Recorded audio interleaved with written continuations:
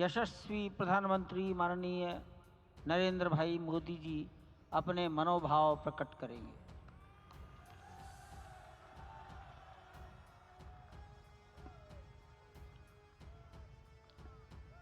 सियावर रामचंद्र की जय। सियावर रामचंद्र की जय। श्रद्धेय मंच, सभी संत एवं ऋषिगण, यहाँ उपस्थित और विश्व के कोने कोने में हम सबसे साथ जुड़े हुए सभी राम भक्त, आप सबको प्रणाम, आप सबको राम राम।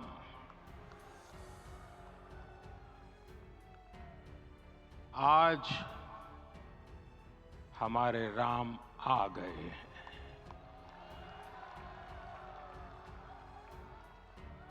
सदियों की प्रतीक्षा के बाद हमारे राम आ गए हैं। सदियों का अभूतपूर्व धैर्य, अनगिनत बलिदान, त्याग और तपस्या के बाद हमारे प्रभु राम आ गए हैं। इस शुभ घड़ी की आप सभी को, समस्त देशवासियों को बहुत बहुत बधाई। मैं अभी गर्भगृह में ईश्वरीय चेतना का साक्षी बनकर आपके सामने उपस्थित हुआ हूं। कितना कुछ कहने को है, लेकिन कंठ अवरुद्ध है। मेरा शरीर अभी भी स्पंदित है, चित्त अभी भी उस पल में लीन है।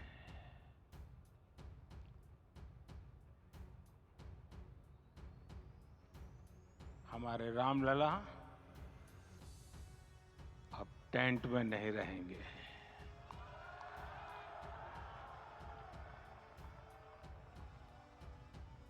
हमारे रामलला अब इस दिव्य मंदिर में रहेंगे।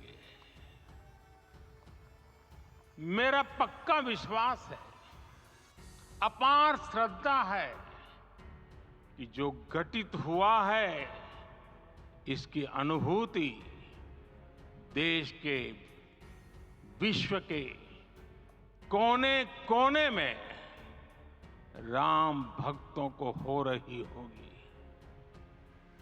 ये क्षण अलौकिक है, ये पल पवित्रतम है।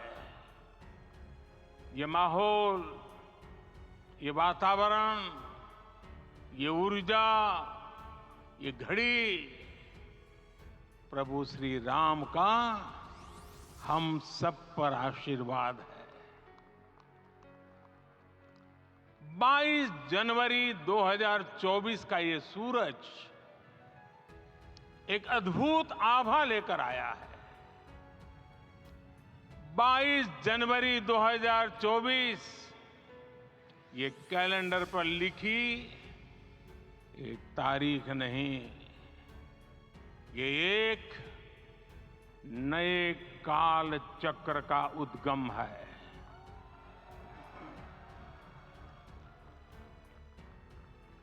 राम मंदिर के भूमि पूजन के बाद से प्रतिदिन पूरे देश में उमंग और उत्साह बढ़ता ही जा रहा था। निर्माण कार्य देख देशवासियों में हर दिन एक नया विश्वास पैदा हो रहा था। आज हमें सदियों के उस धैर्य की धरोहर मिली है। आज हमें श्री राम का मंदिर मिला है। गुलामी की मानसिकता को तोड़कर उठ खड़ा हो राष्ट्र, अतीत के हर दंश से हौसला लेता हुआ राष्ट्र ऐसे ही नव इतिहास का सृजन करता है। आज से 1000 साल बाद भी लोग आज की इस तारीख की, आज के इस पल की चर्चा करेंगे। और ये कितनी बड़ी राम कृपा है कि हम सब इस पल को जी रहे हैं, इसे साक्षात घटित होते देख रहे हैं। आज दिन दिशाएं, दिग दिगंत सब दिव्यता से परिपूर्ण है। ये समय सामान्य समय नहीं है। ये काल के चक्र पर सर्वकालिक शाही से अंकित हो रही अमिट स्मृति रेखाएं हैं। साथियों, हम सब जानते हैं कि जहां राम का काम होता है, वहां पवन पुत्र हनुमान अवश्य विराजमान होते हैं। इसलिए मैं राम भक्त हनुमान और हनुमान गढ़ी को भी प्रणाम करता हूं। मैं माता जानकी, लक्ष्मण जी, भरत, शत्रुघ्न सबको नमन करता हूं। मैं पावन अयोध्यापुरी और पावन सरयू को भी प्रणाम करता हूं। मैं इस पल दैवीय अनुभव कर रहा हूं कि जिनके आशीर्वाद से ये महान कार्य पूरा हुआ है। वे दिव्य आत्माएं, वे दैवीय विभूतियां भी इस समय हमारे आसपास उपस्थित है। मैं इन सभी दिव्य चेतनाओं को भी कृतज्ञता पूर्वक नमन करता हूं। मैं आज प्रभु श्री राम से क्षमा याचना भी करता हूं। हमारे पुरुषार्थ, हमारे त्याग, तपस्या में कुछ तो कमी रह गई होगी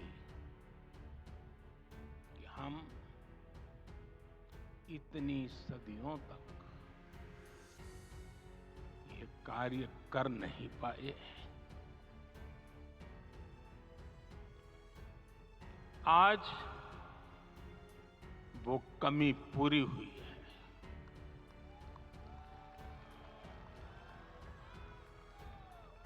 मुझे विश्वास है प्रभु राम आज हमें अवश्य क्षमा करेंगे। मेरे प्यारे देशवासियों, त्रेता में राम आगमन पर पूज्य संत तुलसीदास जी ने लिखा है, प्रभु बिलो की हर से पुरबासी, जनित वियोग विपत्ति समनासी। अर्थात प्रभु का आगमन देकर ही सब अयोध्यावासी, समग्र देशवासी हर्ष से भर गए। लंबे वियोग से जो आपत्ति आई थी, उसका अंत हो गया। उस कालखंड में तो वो वियोग केवल 14 वर्षों का था। तब भी इतना असह्य था। इस युग में तो अयोध्या और देशवासियों ने सैकड़ों वर्षों का वियोग सहा है। हमारी कई कई पीढ़ियों ने वियोग सहा है। भारत के तो संविधान में उसकी पहली प्रति में भगवान राम विराजमान है। संविधान के अस्तित्व में आने के बाद भी दशकों तक प्रभु श्री राम के अस्तित्व को लेकर कानूनी लड़ाई चली। मैं आभार व्यक्त करूंगा भारत की न्यायपालिका का, जिसने न्याय की लाज रख ली।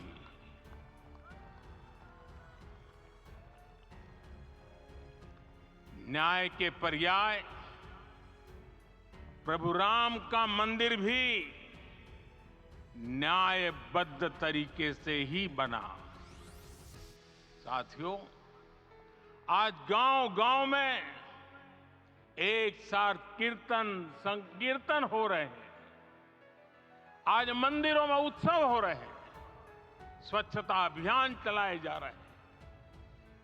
पूरा देश आज दीपावली मना रहा है। आज शाम घर घर राम ज्योति प्रज्वलित करने की तैयारी है। कल मैं श्री राम के आशीर्वाद से धनुषकोडी में राम सेतु के आरंभ बिंदु अरिचल मुनाई पर था। जिस घड़ी प्रभु राम समुद्र पार करने निकले थे, वो एक पल था जिसने काल चक्र को बदला था। उस भावमय पल को महसूस करने का मेरा ये विनम्र प्रयास था। वहां पर मैंने पुष्प वंदना की। वहां मेरे भीतर एक विश्वास जगा कि जैसे उस समय काल चक्र बदला था, उसी तरह अब काल चक्र फिर बदलेगा और शुभ दिशा में बढ़ेगा। अपने 11 दिन के व्रत अनुष्ठान के दौरान मैंने उन स्थानों का चरण स्पर्श करने का प्रयास किया जहां प्रभु राम के चरण पड़े थे। चाहे वो नासिक का पंचवटी धाम हो, केरला का पवित्र त्रिपायर मंदिर हो, आंध्र प्रदेश में लेपाक्षी हो, श्रीरंगम में रंगनाथ स्वामी मंदिर हो, रामेश्वरम में श्री रामनाथ स्वामी मंदिर हो, या फिर धनुषकोडी। मेरा सौभाग्य है कि इसी पुनीत पवित्र भाव के साथ मुझे सागर से सरयू तक की यात्रा का अवसर मिला। सागर से सरयू तक हर जगह राम नाम का वही उत्सव भाव छाया हुआ है। प्रभु राम तो भारत की आत्मा के कण कण से जुड़े हुए हैं। राम भारतवासियों के अंतर मन में विराजे हुए हैं। हम भारत में कहीं भी किसी की अंतरात्मा को छुएंगे तो इस एकत्व की अनुभूति होगी, और यही भाव सब जगह मिलेगा। इससे उत्कृष्ट, इससे अधिक देश को समायोजित करने वाला सूत्र और क्या हो सकता है।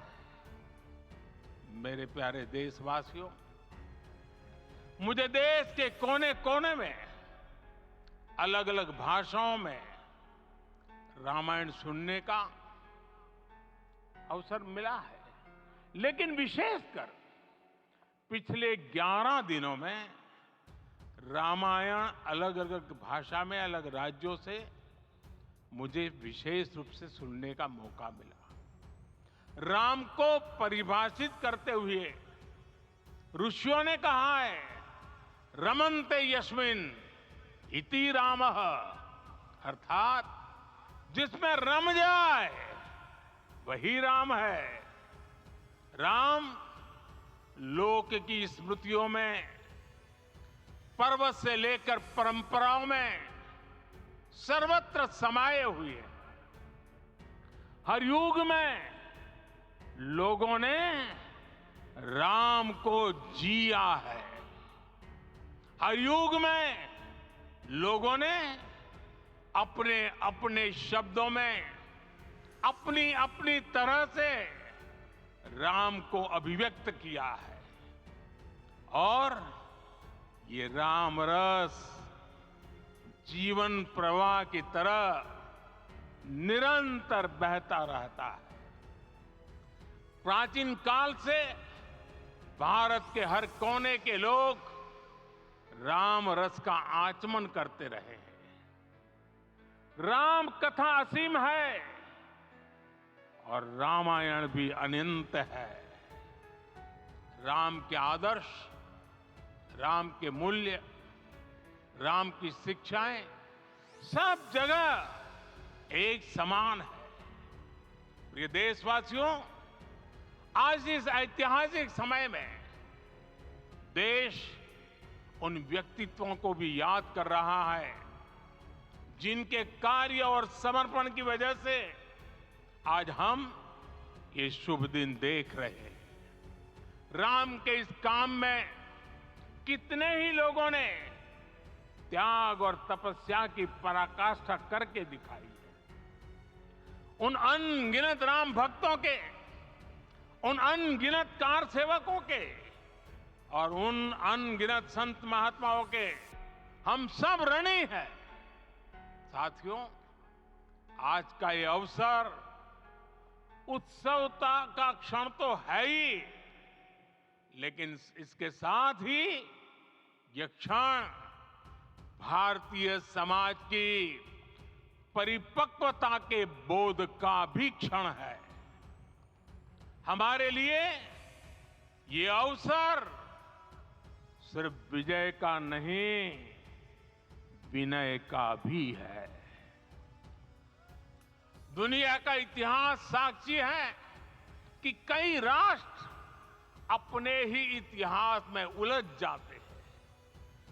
ऐसे देशों ने जब भी अपने इतिहास की उलझी हुई गांठों को खोलने का प्रयास किया, उन्हें सफलता पाने में बहुत कठिनाई आई, बल्कि कई बार तो पहले से ज्यादा मुश्किल परिस्थितियां बन गई। लेकिन हमारे देश ने इतिहास की इस गांठ को जिस गंभीरता और भावुकता के साथ खोला है, वो ये बताती है कि हमारा भविष्य हमारे अतीत से बहुत सुंदर होने जा रहा है। वो भी एक समय था जब कुछ लोग कहते थे कि राम मंदिर बना तो आग लग जाएगी। ऐसे लोग भारत के सामाजिक भाव की पवित्रता को नहीं जान पाए। रामलला के इस मंदिर का निर्माण भारतीय समाज के शांति, धैर्य, आपसी सद्भाव और समन्वय का भी प्रतीक है। हम देख रहे हैं ये निर्माण किसी आग को नहीं, बल्कि ऊर्जा को जन्म दे रहा है। राम मंदिर समाज के हर वर्ग को एक उज्जवल भविष्य के पथ पर बढ़ने की प्रेरणा लेकर आया है। मैं आज उन लोगों से आह्वान करूंगा, आइए आप महसूस कीजिए, अपनी सोच पर पुनर्विचार कीजिए। राम आग नहीं है, राम ऊर्जा है। राम विवाद नहीं, राम समाधान है। राम सिर्फ हमारे नहीं है, राम तो सबके हैं। राम वर्तमान नहीं, सिर्फ वर्तमान ही नहीं, राम अनंत काल है। साथियों, आज जिस तरह राम मंदिर प्राण प्रतिष्ठा के इस आयोजन से पूरा विश्व जुड़ा हुआ है, उसमें राम की सर्वव्यापकता के दर्शन हो रहे हैं। जैसा उत्सव भारत में है, वैसा ही अनेक देशों में है। आज अयोध्या का यह उत्सव रामायण की उन वैश्विक परंपराओं का भी उत्सव बना है। रामलला की ये प्रतिष्ठा वसुधैव कुटुंबकम के विचार की भी प्रतिष्ठा है। साथियों, आज अयोध्या में केवल श्री राम के विग्रह रूप की प्राण प्रतिष्ठा नहीं हुई है, ये श्री राम के रूप में साक्षात भारतीय संस्कृति के प्रति अटूट विश्वास की भी प्राण प्रतिष्ठा है। ये साक्षात मानवीय मूल्यों और सर्वोच्च आदर्शों की भी प्राण प्रतिष्ठा है। इन मूल्यों की, इन आदर्शों की आवश्यकता आज संपूर्ण विश्व को है। सर्वे भवन्तु सुखिनः, ये संकल्प हम सदियों से दोहराते आए हैं। आज उसी संकल्प को राम मंदिर के रूप में साक्षात आकार मिला है। ये मंदिर मात्र एक देव मंदिर नहीं है, ये भारत की दृष्टि का, भारत के दर्शन का, भारत के दिग्दर्शन का मंदिर है। ये राम के रूप में राष्ट्र चेतना का मंदिर है। राम भारत की आस्था है, राम भारत का आधार है, राम भारत का विचार है, राम भारत का विधान है, राम भारत की चेतना है, राम भारत का चिंतन है, राम भारत की प्रतिष्ठा है, राम भारत का प्रताप है, राम प्रवाह है, राम प्रभाव है, राम नेति भी है, राम नीति भी है, राम नित्यता भी है, राम निरंतरता भी है, राम विभु है, विशद है, राम व्यापक है, विश्व है, विश्वात्मा है। और इसलिए जब राम की प्रतिष्ठा होती है तो उसका प्रभाव वर्षों या शताब्दियों तक ही नहीं होता, उसका प्रभाव हजारों वर्षों के लिए होता है।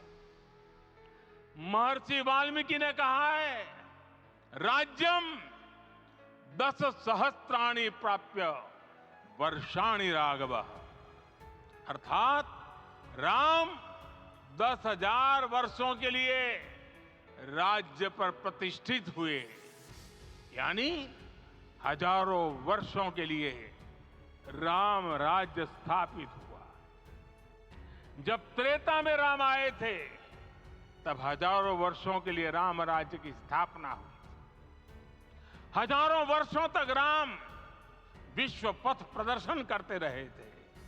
और इसलिए मेरे प्यारे देशवासियों, आज अयोध्या भूमि हम सभी से, प्रत्येक राम भक्त से, प्रत्येक भारतीय से कुछ सवाल कर रही है। श्री राम का भव्य मंदिर तो बन गया, अब आगे क्या? सदियों का इंतजार तो खत्म हो गया, अब आगे क्या? आज के इस अवसर पर जो दैव जो दैवीय आत्माएं हमें आशीर्वाद देने के लिए उपस्थित हुई हैं, हमें देख रही हैं, उन्हें क्या हम ऐसे ही विदा करेंगे?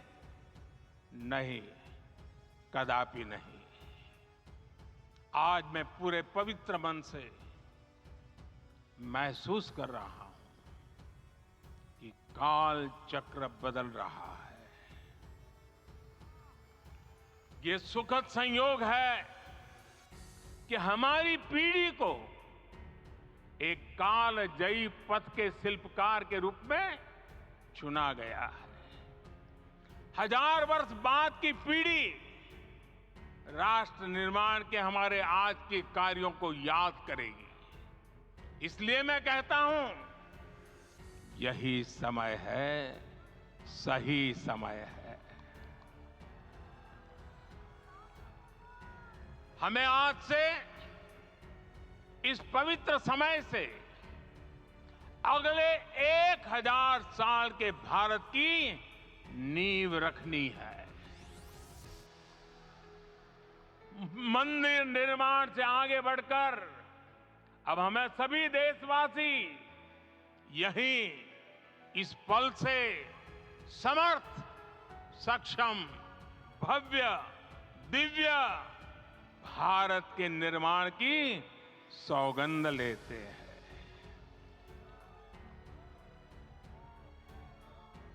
राम के विचार मानस के साथ ही जनमानस में भी हो, यही राष्ट्र निर्माण की सीढ़ी है। साथियों, आज के युग की मांग है कि हमें अपने अंतःकरण को विस्तार देना होगा। हमारी चेतना का विस्तार देव से देश तक, राम से राष्ट्र तक होना चाहिए। हनुमान जी की भक्ति, हनुमान जी की सेवा, हनुमान जी का समर्पण, ये ऐसे गुण हैं जिन्हें हमें बाहर नहीं खोजना पड़ता। प्रत्येक भारतीय में भक्ति, सेवा और समर्पण के भाव समर्थ, सक्षम, भव्य, दिव्य भारत का आधार बनेंगे। और यही तो है देव से देश और राम से राष्ट्र की चेतना का विस्तार। दूर सुदूर जंगल में, कुटिया में जीवन गुजारने वाली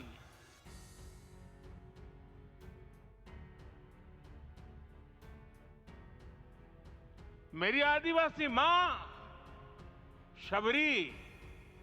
शबरी का ध्यान आते ही अप्रतिम विश्वास जागृत होता है। मां शबरी तो कब से कहती थी, राम आएंगे।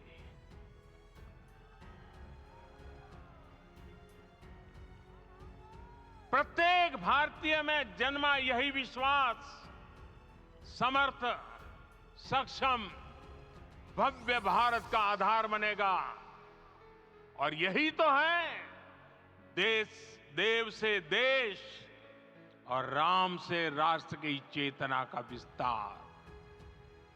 हम सब जानते हैं कि निषाद राज की मित्रता सभी बंधनों से परे है। निषाद राज का राम के प्रति सम्मोहन, प्रभु राम का निषाद राज के लिए अपनापन कितना मौलिक है। सब अपने हैं, सभी समान है। प्रत्येक भारतीय में अपनत्व की, बंधुत्व की ये भावना समर्थ, सक्षम, भव्य, दिव्य भारत का आधार बनेगी। और यही तो है देव से देश और राम से राष्ट्र की चेतना का विस्तार। साथियों, आज देश में निराशा के लिए रत्ती भर भी स्थान नहीं है। मैं तो बहुत सामान्य हूं, मैं तो बहुत छोटा हूं। अगर कोई ये सोचता है तो उसे गिलहरी के योगदान को याद करना चाहिए। गिलहरी का स्मरण ही हमें हमारी इस हिचक को दूर करेगा, हमें सिखाएगा कि छोटे बड़े हर प्रयास की अपनी ताकत होती है, अपना योगदान होता है और सबके प्रयास की यही भावना समर्थ, सक्षम, भव्य, दिव्य भारत का आधार बनेगी। और यही तो देव से देश और राम से राष्ट्र का, राष्ट्र की चेतना का विस्तार। साथियों, लंकापति रावण प्रकांड ज्ञानी थे, अपार शक्ति के धनी थे, लेकिन जटायु जी की मूल्य निष्ठा देखिए। वे महाबली रावण से भिड़ गए। उन्हें भी पता था कि वो रावण को परास्त नहीं कर पाएंगे, लेकिन फिर भी उन्होंने रावण को चुनौती दी। कर्तव्य की यही पराकाष्ठा समर्थ, सक्षम, भव्य, दिव्य भारत का आधार है। और यही तो है देव से देश और राम से राष्ट्र की चेतना का विस्तार। आइए हम संकल्प लें कि राष्ट्र निर्माण के लिए हम अपने जीवन का पल पल लगा देंगे। राम काज से राष्ट्र काज, समय का पल पल, शरीर का कण कण राम समर्पण को राष्ट्र समर्पण के ध्येय से जोड़ देंगे। मेरे देशवासियों, प्रभु श्री राम की हमारी पूजा विशेष होनी चाहिए। ये पूजा स्व से ऊपर उठ करके समष्टि के लिए होनी चाहिए। ये पूजा अहम से उठकर वयम के लिए होनी चाहिए। प्रभु को जो भोग चढ़ेगा वो विकसित भारत के लिए हमारे परिश्रम की पराकाष्ठा का प्रसाद भी होगा। हमें नित्य पराक्रम, पुरुषार्थ, समर्पण का प्रसाद प्रभु राम को चढ़ाना होगा। इनसे नित्य प्रभु राम की पूजा करनी होगी, तब हम भारत को वैभवशाली और विकसित बना पाएंगे। मेरे प्यारे देशवासियों, ये भारत के विकास का अमृत काल है। आज भारत युवा शक्ति की पूंजी से भरा हुआ है, ऊर्जा से भरा हुआ है। ऐसी सकारात्मक परिस्थितियां फिर न जाने कितने समय बाद बनेगी। हमें अब चूकना नहीं है, हमें अब बैठना नहीं है। मैं अपने देश के युवाओं से कहूंगा, आपके सामने हजारों वर्ष की परंपरा की प्रेरणा है। आप भारत की उस पीढ़ी का प्रतिनिधित्व करते हैं जो चांद पर तिरंगा लहरा रही है। वो 15 लाख किलोमीटर की यात्रा करके सूर्य के पास जाकर मिशन आदित्य को सफल बना रही है। जो आसमान में तेजस और सागर में विक्रांत का परचम लहरा रही है। अपनी विरासत पर गर्व करते हुए आपको भारत का नव प्रभात लिखना है। परंपरा की पवित्रता और आधुनिकता की अनंतता दोनों ही पथ पर चलते हुए भारत समृद्धि के लक्ष्य तक पहुंचेगा। मेरे साथियों, आने वाला समय अब सफलता का है। आने वाला समय अब सिद्धि का है। ये भव्य राम मंदिर साक्षी बनेगा भारत के उत्कर्ष का, भारत के उदय का। ये भव्य राम मंदिर साक्षी बनेगा भव्य भारत के अभ्युदय का, विकसित भारत का। ये मंदिर सिखाता है कि अगर लक्ष्य सत्य प्रमाणित हो, अगर लक्ष्य सामूहिकता और संगठित शक्ति से जन्मा हो, तब उस लक्ष्य को प्राप्त करना असंभव नहीं है। ये भारत का समय है और भारत अब आगे बढ़ने वाला है। शताब्दियों की प्रतीक्षा के बाद हम यहां पहुंचे हैं। हम सब ने इस युग का, इस कालखंड का इंतजार किया है। अब हम रुकेंगे नहीं, हम विकास की ऊंचाई पर जाकर ही रहेंगे। इसी भाव के साथ रामलला के चरणों में प्रणाम करते हुए आप सभी को बहुत बहुत शुभकामनाएं। सभी संतों के चरणों में मेरे प्रणाम। सियावर रामचंद्र की, सियावर रामचंद्र की।